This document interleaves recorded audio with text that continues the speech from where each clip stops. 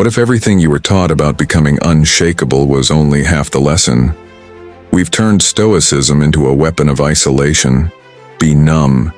Need no one. Walk alone. Feel nothing. And somewhere along the way, a philosophy built to connect us to the world got twisted into a philosophy for cutting ourselves off from it. But here's what almost nobody tells you. The same man who wrote, "You have power over your mind," also wrote something far less quoted, that he was made for cooperation, the way hands were made to work together, the way eyelids were made to blink together, not alone, together. Marcus Aurelius wasn't building a fortress, he was building a bridge. And in this video, we're going to walk across it, through 8 brutal, forgotten Stoic laws that don't just make you strong, they make you necessary. This isn't motivational fluff pulled from an Instagram caption. This is drawn from the actual private journal of a Roman emperor, the letters of a man who mentored a tyrant, and the teachings of a former slave who understood freedom better than anyone alive today. What you're about to hear survived 2,000 years for a reason. Before we go further, if any part of this rearranges how you see yourself, don't let it pass silently. Like this video. Comment the number of the law that hits hardest. Share it with the one person who needs to hear it's okay to need people. And don't skip ahead, because the law you skip is usually the one your life is quietly asking you to hear. Let's begin. Law 1. You were never meant to stand alone.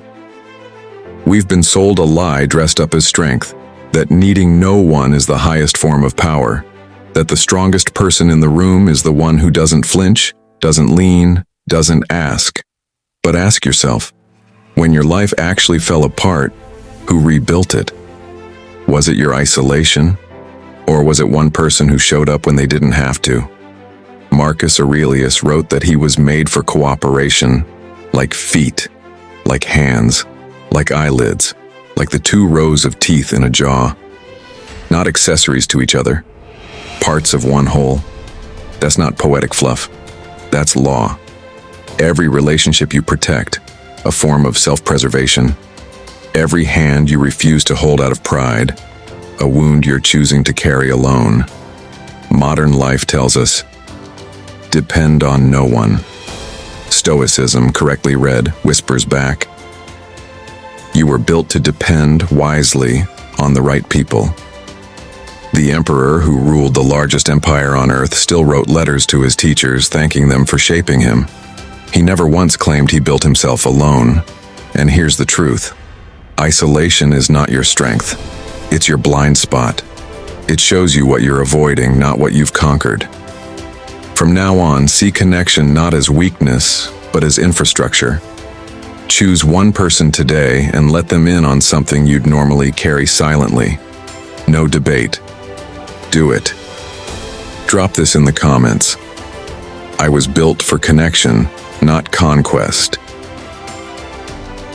Law 3. Your calm is a gift to others, not just a guard for yourself.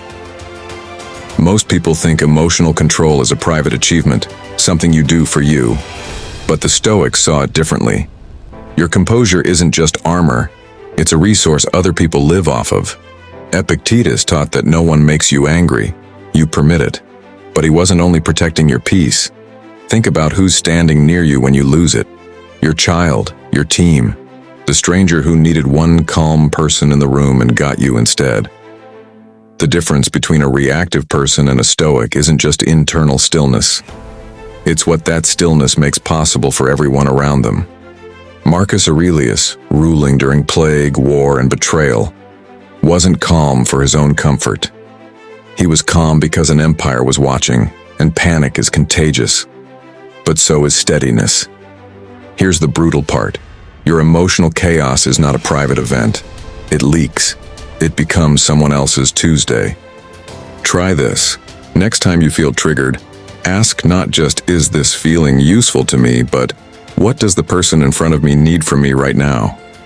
That single shift turns self-control into leadership. When you stop being owned by your emotions, you don't just free yourself. You become somewhere safe for other people to land. Law 3. Fairness isn't owed to you, but it is something you owe. We already know life isn't fair. But almost nobody flips that lesson around and asks the harder question. If fairness isn't guaranteed to you, are you guaranteeing it to others? Marcus Aurelius wrote that you can commit injustice by doing nothing at all. Not just by wronging someone, but by watching a wrong happen and staying comfortable. Most Stoic content stops at expect unfairness and toughen up. But the deeper law is this. The emperor who accepted life's unfairness toward himself held himself to a brutal standard of fairness toward others. That's not a coincidence. That's the actual philosophy. The average person waits for the world to treat them right. The Stoic stops waiting, and then makes sure they are not the reason someone else is still waiting. Here's what you do. Instead of only asking, why do bad things happen to me? Ask, where in my own reach is an unfairness I've gotten comfortable ignoring? That question is uncomfortable on purpose. Fairness is not promised to you, but it is required of you. That's the trade the Stoics actually made. Law 4.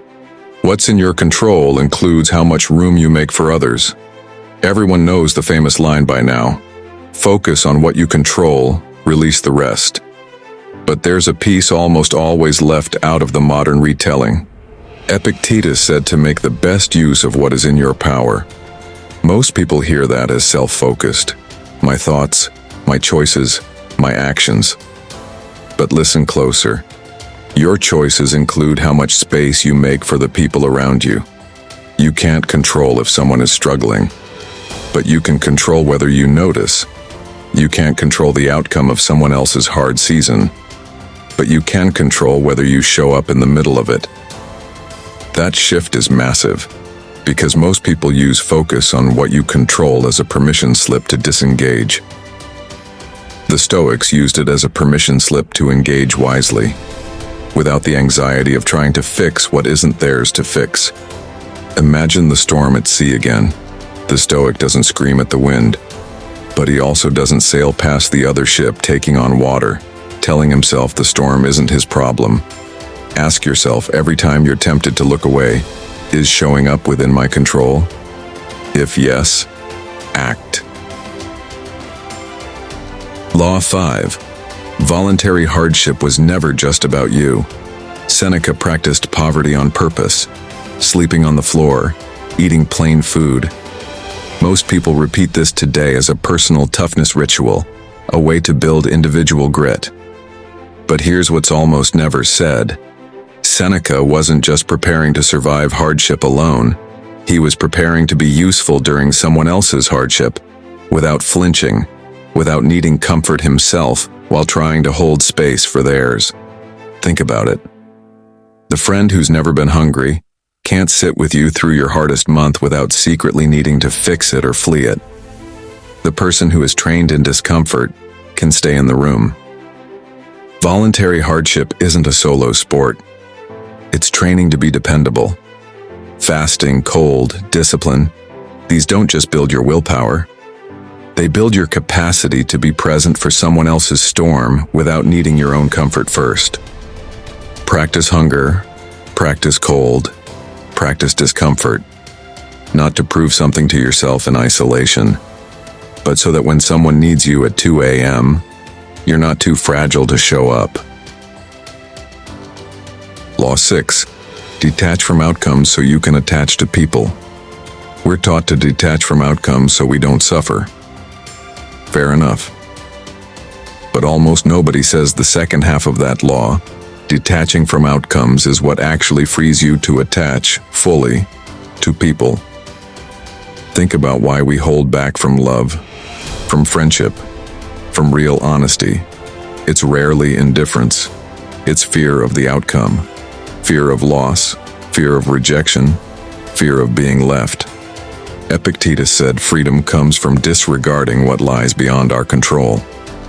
The ending of a relationship is beyond your control. Whether someone loves you back is beyond your control. But how fully you show up for them while you have them, that's entirely yours. The moment you stop needing the outcome to be guaranteed, you stop rationing your presence. You stop loving people 80% just in case.